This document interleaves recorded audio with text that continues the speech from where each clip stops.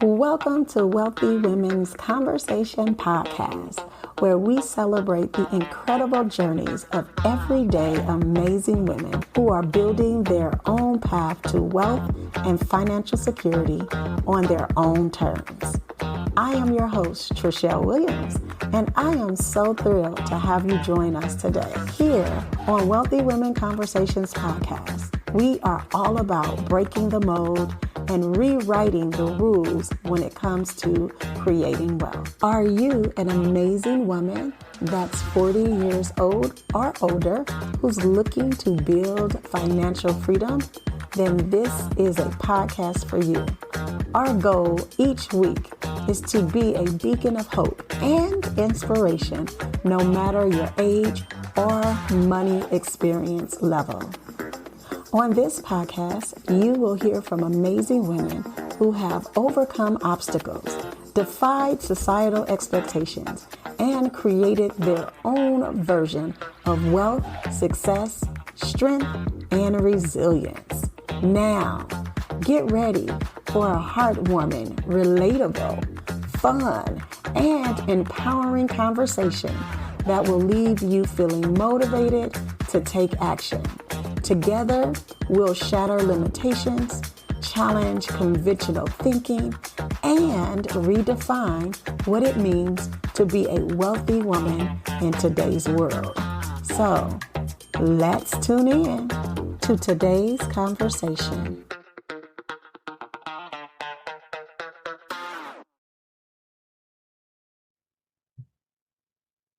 Welcome back, everybody. Thank you so very much for joining us on our next installment of Wealthy Women Conversations. I'm so excited that I have a good girlfriend on again. Dr. LaShawn Witt is here. She's going to be sharing all of her amazing journey on getting to her wealthy life.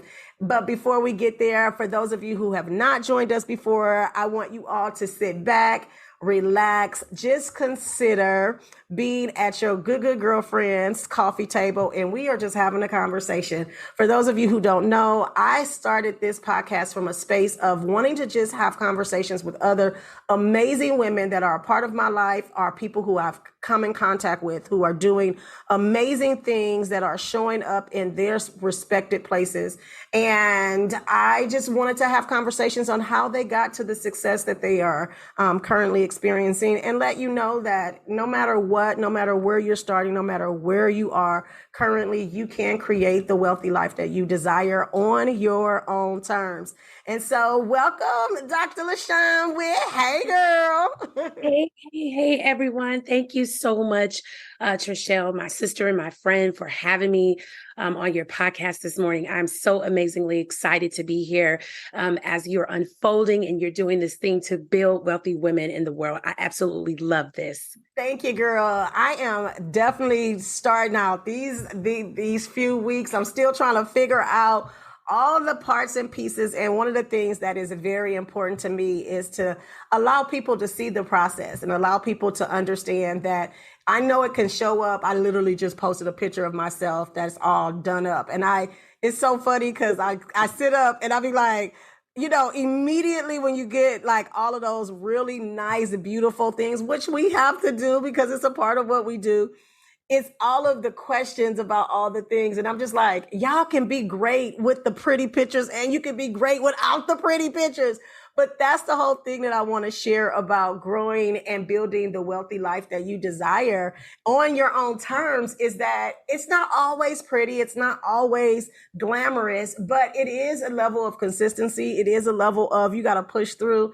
And a part of that means that you are reading and you're growing. And for me, I read a lot and I read things that allow me to be inspired. And how I got to this space was I got here because I was reading Michelle Obama's book. Have you read her book yet? I've read a portion of her book. I need to finish it though. Yeah, girl, because you be all over the world. I know. If y'all don't know Dr. LaShawn and y'all ain't following her yet, I'm going to have all of her information down in her bio and all the things, all the massive, amazing things that she's doing that you can connect with her and stay. Because, honey, I used to think I was a globetrotter until listen. Listen, you got to be around amazing people to stay amazing. I'm just saying. Absolutely. Absolutely. And so I read her book, and there was this section in her book that just really resonated so well with me, LaShawn. And then she talked about when she get with her girlfriends, and she's like, I want to just sit around a table and just have girlfriend time. And that's kind of the whole goal of the podcast, is that we're sitting around. There are no airs. I know all of the amazing thing that LaShawn is doing. She knows quite a bit of the things that I'm doing, but it ain't about that. It's about us having real girlfriend time conversations and answering some questions that could inspire you to keep going and to create your table. Listen, because I like to create the table, and we get around the table and have a good girlfriend time, right? Right. So LaShawn, I want you to tell them about, I keep saying how awesome and amazing you are. Go ahead and share I don't know if you can share all the amazing things you do, but share some of the things that you do with the podcast audience so that they know how amazing you are. And I don't want you to not shine bright at all. Shine all the lights, girl. Well, first of all, let me just say this again. Thank you for having me. Treshelle, it was probably about, I don't know, maybe about 15 years ago, 18 years ago or something. I remember coming to your house, and I can't remember what we were doing, but we had a conversation about how you were going to be transitioning at some point from education, and that you were going to be doing some things. And we just kind of talked. I remember this conversation as I was sitting here listening to you, and we're talking sort of about long-term goals, and we were talking about, property ownership. We were talking about, having credentials, where the things were going to take us. At the time, I was considering a doctorate program. You kind of were like, I'm not sure about it. And we had this conversation about the things that we wanted to do. And as I think back, this was even before you were married, before you left Los Angeles. And I remember talking to you, and you were saying some profound things about things that you wanted to do. And you were encouraging me. You were telling me that there were things that you saw in me, and you were like, you need to do this, you need to do that. And at the time, I was a single mom. I had just started working for Inglewood Unified, and you were there. And this was a long time ago. And I thought about that moment as I was preparing, and I was praying about, like, what could I share? And you said something in the beginning of this, that it really takes people that know you, that love you, that want to see you do well, that can speak into your life. And as I think back to the path that I've gone through to kind of get to some of the adversities and the tragedies that I've gone through that have kind of helped me get to a point where I'm now in a place where my heart's desire is to motivate and inspire women to be better than me. And so I appreciate you from that moment, because I'm thinking, like, you were spitting out like all this stuff about real estate. And I was just like, okay, Treshelle's on some whole other stuff. I'm just trying to make it to take care of my child and get through this credential program, because, they had started me on an emergency credential. And so I'm grateful, because I think back to that point of, robbing Peter to pay Paul, living paycheck to paycheck, floating this money so I can pay this on the credit card, but schedule this payment late, like all those different things that I've gone through to now to be at a point where I don't necessarily have to think about it. I just have to position myself to be able to receive it. And what is that I need to do? And so here, my brand, it kind of went from the diva, celebrating all things beautiful, but I wanted to be more of strategic and intentional of how I can reach the population that I've been called to, the demographics. So I am now a global strategist, and that global strategist brand does do a lot of different things. And so sometimes I wake up and I'm like, okay, what hat am I putting on today? So just, my golden umbrella is ministry in all aspects, even though I'm not necessarily preaching, which sometimes I do from a church, but my ministry is serving others in strategy and doing the things that I do. So as a travel planner, as a travel agent, I'm traveling with people, groups of people, sending them on experiences, whether I'm there or not. Even as a wedding and event planner, I've been doing that since we were on young adult, our young adult. Yeah, back in the day before I even got pregnant. And so even being a wedding and event planner, has allowed the opportunity of me again to serve, to love on people. Again, that's all ministry. And so with that, I took a turn when I started doing women conferences in 2018, because I was like, I want to do women conferences to show the love of God and how God has gotten me through this path. But I don't want to just have church. I want to create an opportunity for marketplace for women and building women in wealth. And so it is so crazy how you and I have kept in contact, and we've been social media friends. And I had no clue that this was like the burning passion that you had. And when I remember looking at your face, I was like, we're doing the same thing. Yeah. And when we started, you were one of my very first speakers, and you came to talk about one topic where we're talking about preparing for marriage and your beautiful testimony of how you and Tony met. And it was so encouraging. But at the time, I didn't really know you were going in this direction. So when I saw that, I was like, oh my God, how is it full circle? 20, 25 years later, we're both essentially sort of doing the same thing, but in different capacities, because wanting to coach women to build wealth and to maximize, taking their passion to, make extra streams of income. That's my passion. And you're building and coaching the woman wealthy. And I'm like, Treshelle, I've got the Wealthy Women's Institute that's getting ready to launch this fall. Yes. So it's amazing that even just being under the umbrella of watching you and how you've inspired me to just kind of keep pushing, how we would just sort of come back to the same way. And so I'm grateful for the opportunity to have the Wonder Woman Conference that works with women, how we travel around the country to build wealth and to build those opportunities for multiple streams of income. So as you see, I've got my hand in so many different things, but ultimately it's the serving and the inspiring and the building of women, because that is something that I look to, and it was only very few examples that I had, which is why I wanted to open this up, was sharing how you motivated me. And here I am, almost 50, like, dang, I can remember those conversations with you. I do remember them. Yes. That's that made my eyes tear up, because I remember those moments, the early days at the beginning spaces of our careers, and us literally looking to figure out what we were going to be doing and how our lives were going to transpire into places that we are. And I, like LaShawn said, I've dipped into a few different spaces just looking for self. I was looking for what it would require for me to become the very person that God has created me to be. And I went into the space of, and I still actually have that nonprofit. It is still active. It's still doing what it does. And that's the Wife Talk organization. And that was for me to dive into helping women navigate the hard parts of marriage and what that looks like, and all of the things with that. But the number one thing I started to realize as I started to grow personally, and we're going to jump into some of these questions, which is the very thing, when I started to grow personally, and I know LaShawn knows about personal growth and development and growing you start to really hear your own voice. You start to hear what really you want to do. And it's so awesome to hear you say, LaShawn, that it is all about service. It's interesting. I didn't even realize that was your core foundation, was service. Like, I knew about all the other things you were doing and you were helping people, but literally I couldn't see absolutely from the beginning stage of knowing who you are and what you have done and all the people you have served, at sometimes to your detriment,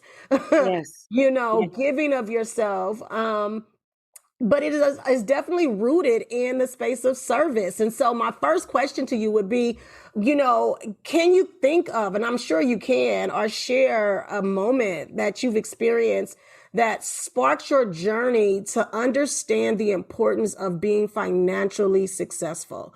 Can you think of any moments in your process over these last 20 plus years we've known each other where you said, no, I have to get my money and make sure my money is where it's supposed to be, because I have these things to get done and to do, not just for the kingdom of God, but also for your family? Can you think of any of those experiences, or where that pivot happened for you? I've always, as a young woman, things started for me fast when I had Morgan at 19 years old. And I remember the day where my dad said either, I was a college student at Loyola Marymount. At the time, Loyola Marymount was about 60 grand, 50 grand. I can't even remember. And I was living on campus. And my dad said to me that you either have to drop out of college, if you're going to have this baby, because I'm not going to be able to support you. And I thought it was very messed up. I was like, Dad, I'm in college. I've worked my way through high school. I'm at this prestigious PWI, and I need to finish school because there are goals that I had. And so my father, he kept saying, well, daughter, you got to get a job. You got a child. And so I remember that day, that conversation. I was about 3 or 4 months pregnant when I told my father. It was like I had to figure out how to make it happen. How could I stay at LMU? Because for me, it was like, I didn't want to be embarrassed about, I had to drop out of school because I had to take care of a child. So I remember at that point, I became a hustler, and I'm using this term for a reason. It was like, I had to hustle all of these different ways. Like I was working this job, working that job. I had 3 jobs on campus. I was working at a law firm off campus. I was on the bus at 1:00 in the morning, trying to figure out all these different things. And that mold traveled with me, I would say probably at that time, about 15 to 18 years, as I was kind of charting out some notes. And I'll never forget the day, as I was going through different challenges, I was trying to just make ends meet. And I did something that I regret. I started getting these disability checks, and I was still working, and this was like the hustle back then. And I didn't know that this was going to be the day that it was going to catch up with me. And about 10 years later, I had to deal with charges being filed against me for those checks. And it was only a short time that I had to do it, Treshelle. And I was like, oh my God, it's felony charges. I'm a credentialed employee in the state of California. I got this brand out. I'm running these businesses. And it was a moment for me where God had to say, hold on a second. You cannot go out and teach this or minister this and do this if you have not been, an example for people. If you're going to be an example for people, but you have not accepted responsibility. And when I went through that moment, I had to go through bankruptcy. I had to get all of these things together because I knew there were some mistakes and there's some things that I made in my younger life. And so that was the pivot point for me. I'm like, wait a minute. This was something that I did 10, 15 years ago when I was a brand new teacher. It came up to catch up with me, and it ended up changing my life. And it was at that point, I'm like, wait a minute.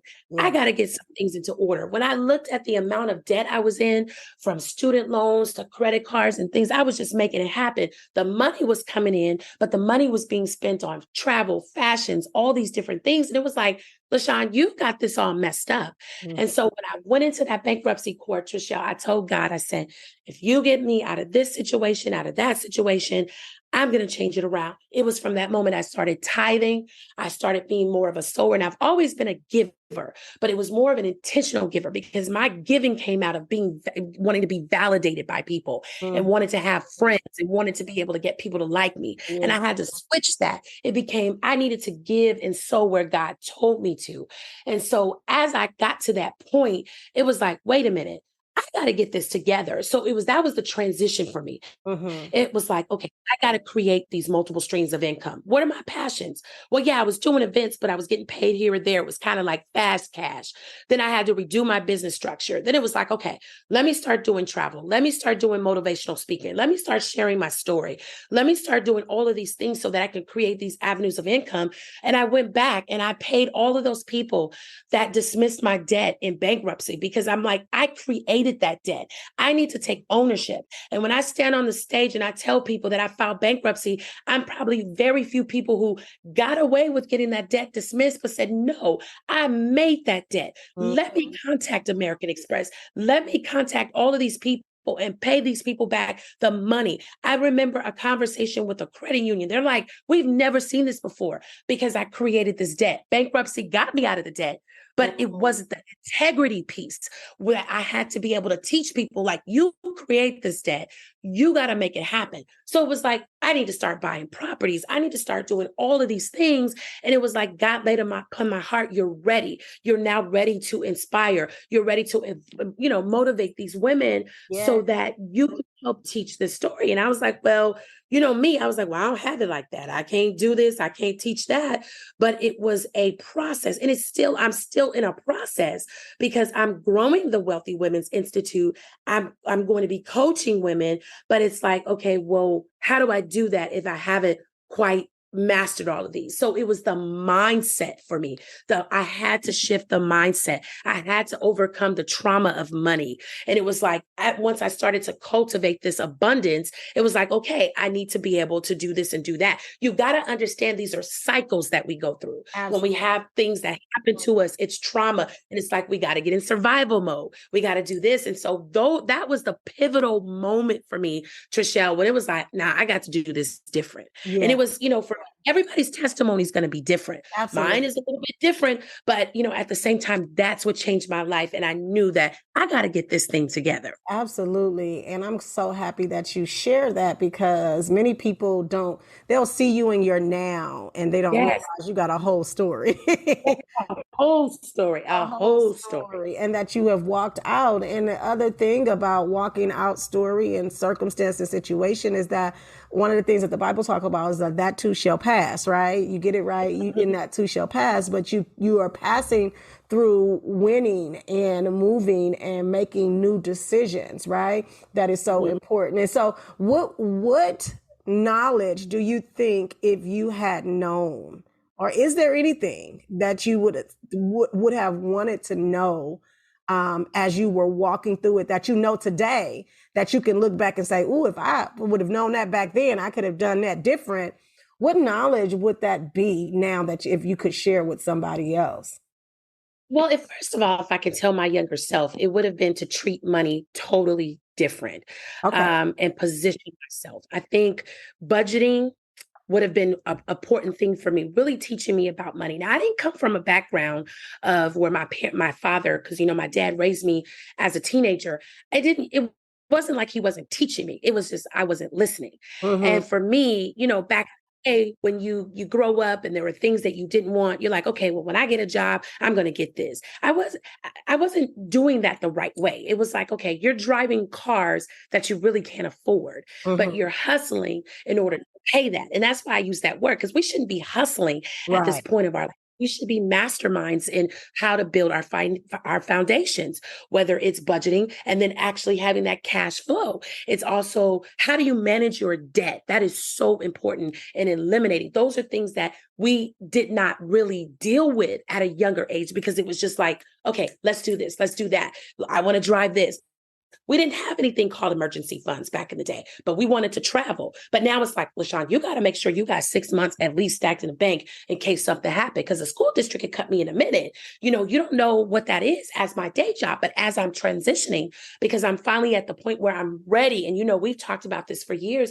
This is it for me. This is now, I'm walking in my next. So it's now, I've got to be going back to those examples that I knew about. How do you manage things as an entrepreneur? Because if we don't know that as a person who gets a paycheck, how are you going to be successful as an entrepreneur? Because when I pay myself, I got to be able to still pay my benefits and my savings, my 401, whatever it's going to be at that point. But if I didn't learn those things when I had little, how can I learn those things when I have much? And that is scriptural. Like, we've got to understand the importance of how to live on little before we can live on a lot. So when we're creating this blueprint, whether you're saving $60 a week to now, when you're in a wealthy place, you can, save $6,000 a month. But that same strategy is there. It's just the amount has increased because your income or whatever it is has increased. Correct. And so for me, those are important concepts that I wish I would have kind of gotten ingrained before I developed that whole mentality of trying to hustle here and there to now a point of, okay, LaShawn, you're making money through your travel business as a travel agent, as a group travel planner. People are paying you to come speak at their events. My book is finally almost done. I'll be, that's going to be going on pre-sale soon. So it's all these different things that, yes, my heart is in all of these. And I'm also creating substantial income to be able to sustain the lifestyles, to sustain the things that I desire to have. So those are some things that I wish I really would have targeted in on at a younger age. And that's something that I'm even trying to teach my daughter, because I realized that's one thing that I may have failed at when she was younger, the importance of tithing, the importance of saving and building up so that you can acquire this property or put more money down or whatever it is that she's going to make her long-term goals. Yeah, I absolutely agree. It took me a while as well. I did really well in the areas that I was taught in. I would have to say that. Mhm. But there were so many more things to be taught.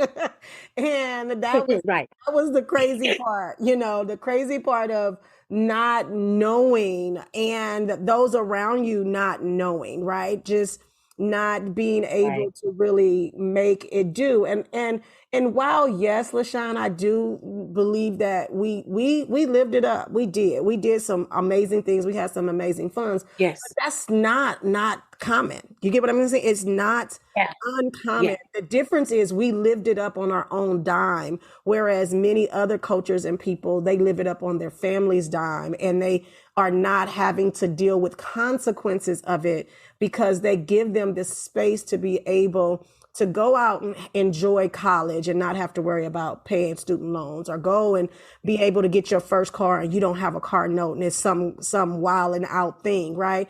It's the space of, it's not uncommon. And so I always try to get people to understand there's nothing wrong. My money coach, which is different from my mentor, but my money coach, what she said, that was really, really the first time I ever heard somebody say it. She says, I'll never tell you that your desire for awesome and amazing things is a wrong desire, or that you should not have them, or that you should not go after them. She says, what I will say instead is I will say that your income has to increase to make it happen. Not you need to save more. Your saving is not your saving is not the space that is going to make you wealthy. Saving is going to make sure that you have an emergency fund.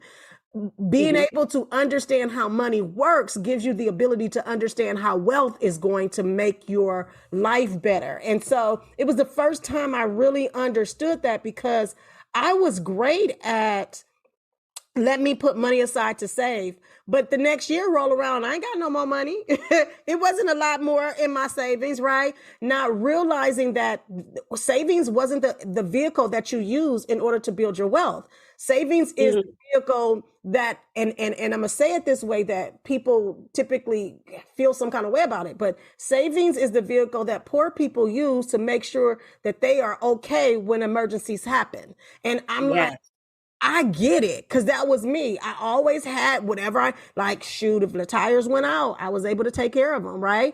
But that's not going to build my wealth. Once I didn't pay for the tires, that money is gone.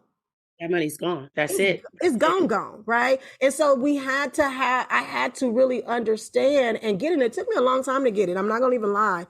That it took me a long time to understand that money can make money for you without your hands on it. But you got to know what to do in order to do that. And that's the part that many times we have been cultured in a space that says we exchange time for money. And because we exchange time for money, we don't have enough time to make the more money. And therefore we end up staying in the same circle over and over and over again. Right. That's true. Yeah. So, yeah. So on the space of when you were walking out, growing and developing, what were the things you were doing to let yourself know you were creating the life that you wanted? Like, were you stopping to journal? Were you stopping to say, I'm going to do whatever? What were some of the things you were doing to stay connected to the desires of your heart? For me, it was first of all, I was doing several things. I really had to work on my relationship with God. That was so important because there were things that I wanted, and I needed to, really. God, what is it that you have for me? That was very important. And so I began, like you said, I was definitely journaling.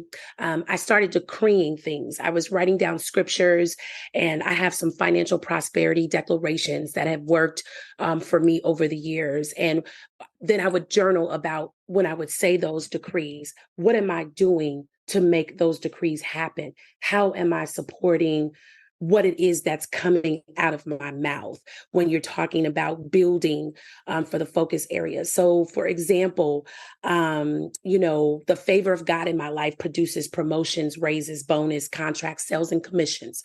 That's one of my declarations that I wrote years ago. What am I doing to produce promotions and raises? How am I working on those things? For me, it was applying for jobs that paid more at the time. Bonuses, those are the kinds of things, and getting contracts. Speaking things into existence was huge for me, and writing, journaling, and reflecting, even making vision boards. We laugh at that whole concept, but I was making these vision boards on, like back then on the computer, and putting them in my phone and saying, this is what I want for 2019, for 2017.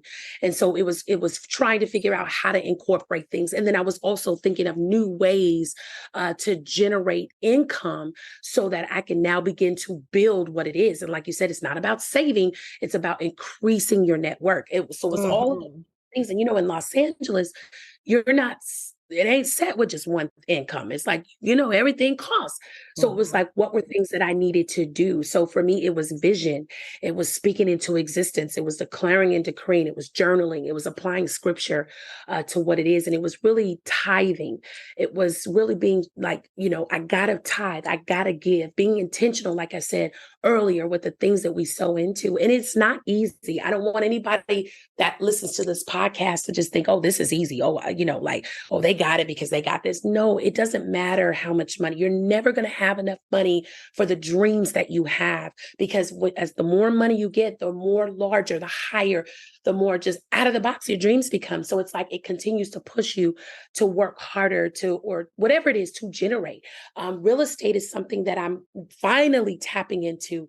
It's like real estate, you're building your long-term savings cushion right there with buying properties. You may not be able to buy the big $1 million home. You may have to start with the $200,000 house, make your way up, building all of these rental properties across the country.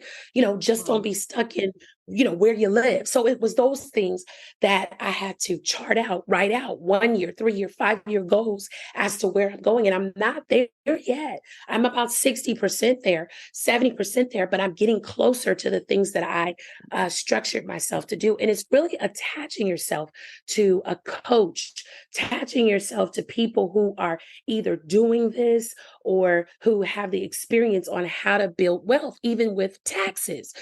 How are you building your wealth by way of taxes? And just again, entrepreneurship is the biggest thing. And as long as you continue to identify these business opportunities, it's going to help you with your growth and what it is that you're trying to do.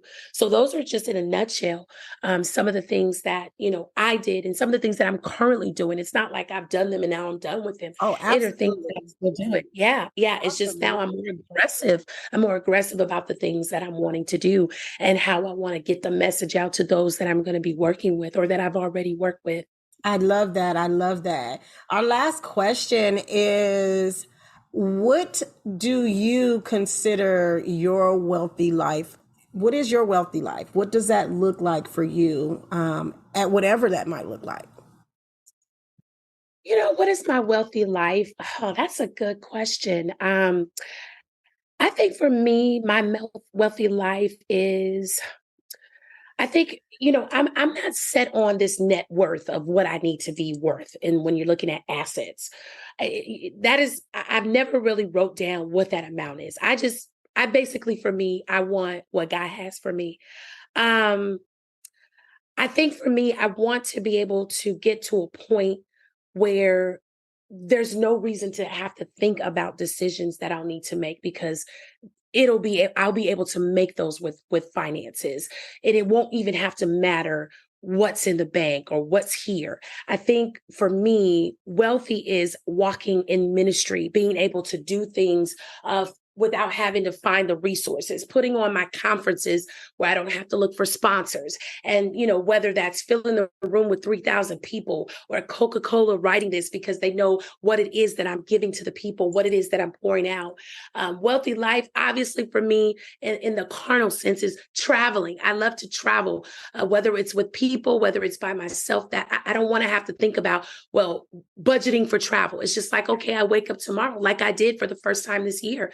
2 weeks ago, went through something a little traumatic. And I said, you know what? I'm going to take myself to the Maldives. I didn't even have to think about how much it was going to cost. I put a trip together and I'm like, I'm going. And those are the moments that I want to be able to live for, where I can bless others. That is so important to bless others, because when you bless others, you're not only showing them that, okay, you got it like that. That's not what you're doing. You're showing them that they too can have a heart to give. They too can have what it is that they need to be able to be in a position that you are. Wealthy for me is not thinking about investments.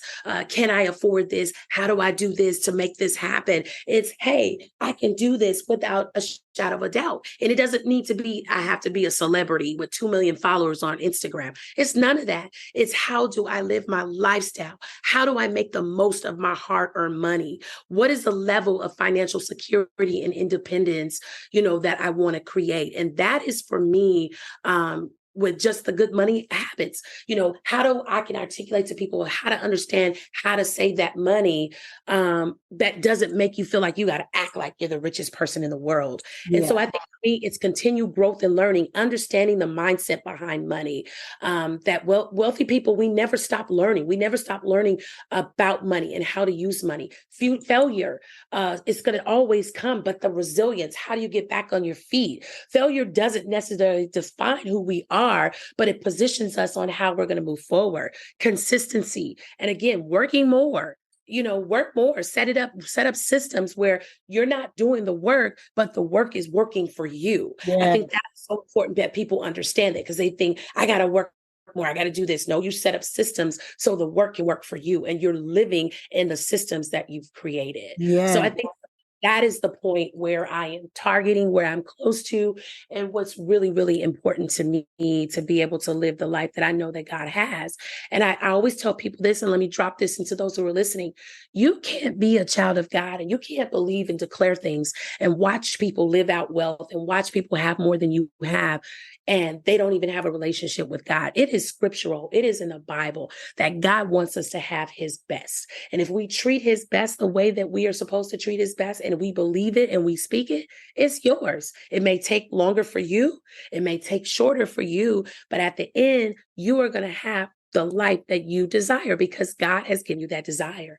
And so that's the message for me, to answer that question. And that's what's been blessing me. I love it. I love it. I thank you so much, LaShawn. I know that every person that listens to your words and your heart and your passion behind the experience of building and growing and being the best version of yourselves and keeping God first in that process, they're going to get inspired and keep going. And I just really appreciate you taking the time. I know you, listen, if I say anybody, a global strategist up in here, you got the right title, honey. You got the right title, because you are definitely doing that and walking it out. I really do appreciate you spending the time inside the Wealthy Women Conversations podcast and sharing and giving insight. And I know that they will walk away. Any last thing you want to share?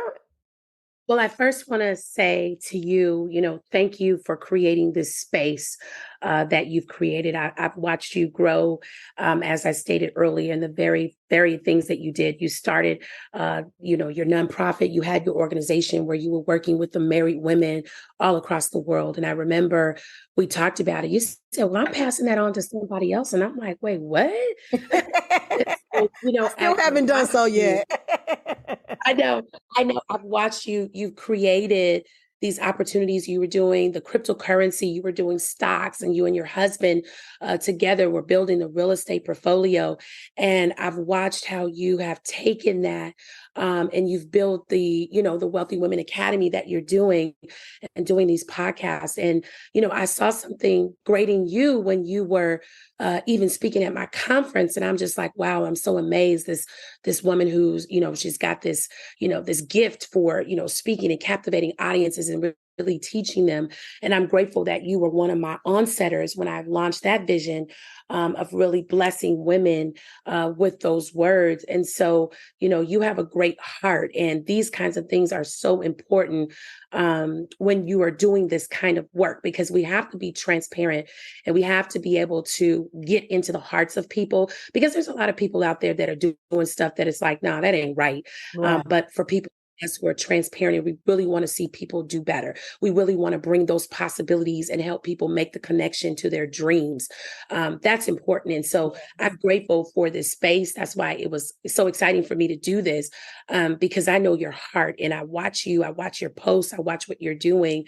And you're doing it and you're educating. You are like the wellness coach for finances. And so you are doing it. So thank you for this space. And I just want to encourage the listeners that you don't have to have thousands in the bank to get started to build wealth. It starts with a goal. It starts with a dream. It starts with vision. It starts with making the vision, writing it, making it plain. God, this is what I want. You gave me that. Pray over what are the resources? What are the people? Check your surroundings, the people that are attached to you. You can't run with people who are in your own mindset, old mindset. You got to shift to a new mindset. You got to shift the circle. You got to shift the trajectory path. You don't have to run to create this debt to make this place that you're trying to get to. So it takes time. And, everything doesn't happen overnight. Sometimes it does, sometimes it doesn't.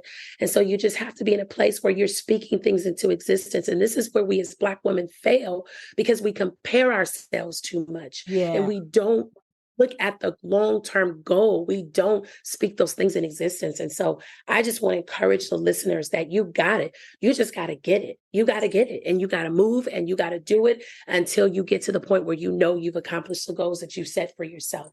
Absolutely. I thank you for that. And I'm sure they are cheering and thankful as well as they are listening to all the words and the knowledge that you have dropped. I tell people all the time, I'm landing the plane. Girl, you land the plane. You did that. You did that. So I truly appreciate it. If you guys haven't done so, or you don't know Dr. LaShawn Witt, please go ahead and all the links that will be down below in the description where you can go and follow her, get connected. I mean, when she says she's doing it, she's doing it. You need somebody you like, I want to be able to be a global person and traveling. She's right there. You'll be able to click and get all the details you need. You want to be at a conference, a Wonder Woman's conference, where she's giving you all the yummies and all the empowerment. Click the links. I promise you'll be so glad that you did. Thank you so much, LaShawn. I appreciate it. Thank you for not only showing up today, but thank you for consistently growing you to be the best and amazing you that you are. I have been able to watch you grow into the amazing woman you are today. And I am so proud to be able to call you friend and also be able to say, girl, she did that. And I know she did it, right? And so thank you so much for being here and showing up and sharing all of the amazing things that you have with our guests, our audience. All right. So for those of you who haven't done so yet, please go ahead and do what you need to do. All the things are in the bio. All of it is in the links. And for those of you who are trying to get connected with me, you can definitely do that. Wealthy Women Conversations on Facebook, all the platforms. And other than that, I'll see you all on the wealthy side. Have a great rest of your day. Thank you for joining us on this episode of the Wealthy Women Conversation Podcast. We hope you found inspiration and wisdom as we sat at the table to grow and learn with our amazing guest who has paved the way for her own financial freedom. Remember, you hold the power to create your own version of wealth, success, and fulfillment. No matter where you are on your journey, it's never too late to take control of your financial future. Keep seeking knowledge, exploring opportunities, and embracing your unique strengths. Together, we're challenging the norms, shattering limitations, and redefining what it means to be a wealthy woman in today's world. Join us for future episodes as we share captivating stories, insightful advice, and practical strategies to support our wealthy journey together. If you enjoyed this podcast, please don't hesitate to return next week, where there will be another amazing, brilliant, and absolutely captivating guest to speak on what it takes to build your own path to wealth and success. Thank you for tuning in to the Wealthy Women Conversations podcast. Stay focused, determined, and strive for the wealthy life you desire. Until next time, I'll see you on the wealthy side.